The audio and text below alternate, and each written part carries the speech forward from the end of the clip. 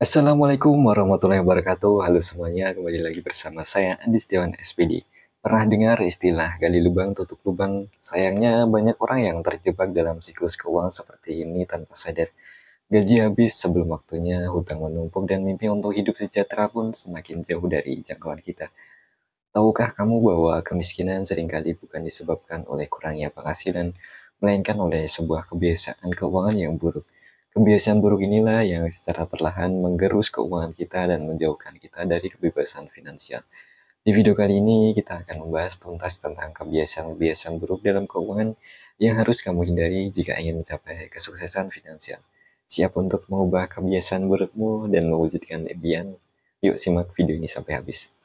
Yang perlu kita pahami pertama adalah paying yourself last. Hal ini membuat kita semakin miskin. Kebiasaan buruk dalam keuangan yang seringkali menjebak kita adalah paying yourself last. Ini adalah kebalikan dari prinsip paying yourself first yang diajarkan oleh Robert Kiyosaki dalam bukunya Rich Dad Poor Dad. Paying yourself last berarti kita memprioritaskan pengeluaran konsumtif dibandingkan kebutuhan investasi dan menabung. Gaji yang baru kita terima langsung habis untuk membayar tagihan, cicilan, atau langganan berbagai platform digital seperti Netflix, Spotify, dan lain sebagainya. Bahkan tak jarang kita terjebak dalam gaya hidup mewah dengan membeli gadget terbaru atau barang-barang branded sebenarnya yang tidak kita butuhkan.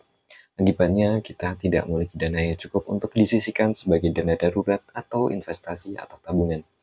Padahal investasi tabungan adalah kunci untuk mencapai kebebasan finansial dan menjamin keamanan finansial di masa depan.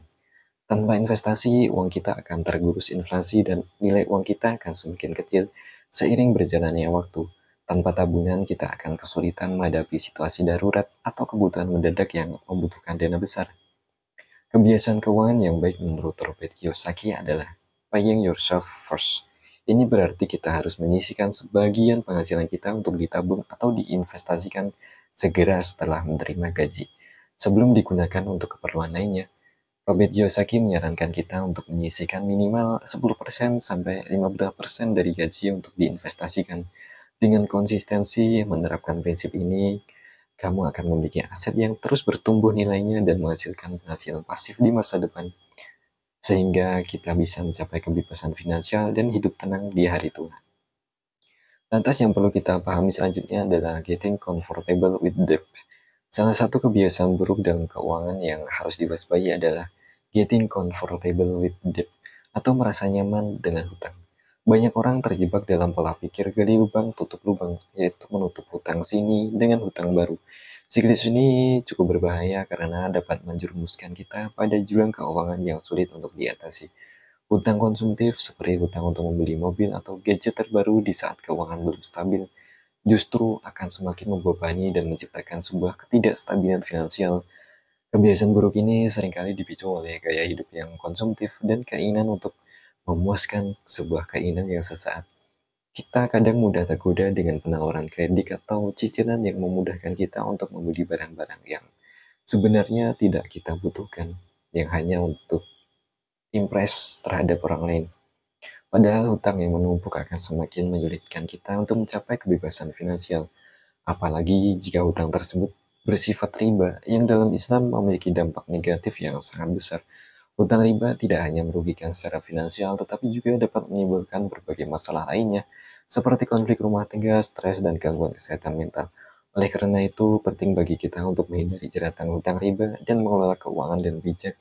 Prioritaskan kebutuhan utama di atas keinginan dan hindari gaya hidup konsumtif yang dapat menjerumuskan kita pada hutang yang merugikan. Selanjutnya, kebiasaan buruk yang perlu kita pahami adalah tidak memiliki dana darurat. Salah satu kesalahan fatal dalam mengelola keuangan saat ini adalah tidak memiliki dana darurat. Dana darurat adalah tabungan yang kita siapkan untuk khusus untuk menghadapi situasi-situasi tak terduga, seperti kehilangan pekerjaan, tiba-tiba di PHK, sakit, atau bencana alam. Idealnya dana darurat sebesar pengeluaran 6-12 bulan ke depan.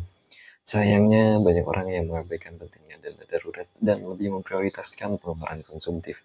Akibatnya apa? Ketika dihadapkan pada situasi darurat seperti PHK atau pandemi seperti COVID-19 kemarin, mereka akan kelambakan dan kesulitan untuk bertahan hidup. Tanpa dana darurat, kita akan rentan terhadap sebuah goncangan finansial.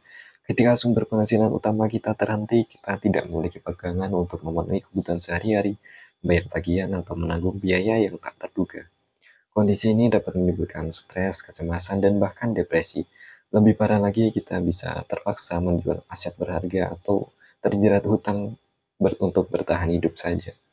Oleh karena itu, menyiapkan dana darurat sejak dini adalah langkah penting yang harus kita prioritaskan dalam merencanakan keuangan. Mulailah menyisihkan sebagian penghasilan kita secara teratur untuk membangun dana darurat. Besaran dana darurat yang ideal bervariasi tergantung pada gaya hidup dan tanggungan masing-masing individu. Namun sebagai patokan, usahakan untuk memiliki dana darurat minimal sebesar pengeluaran 6 bulan ke depan.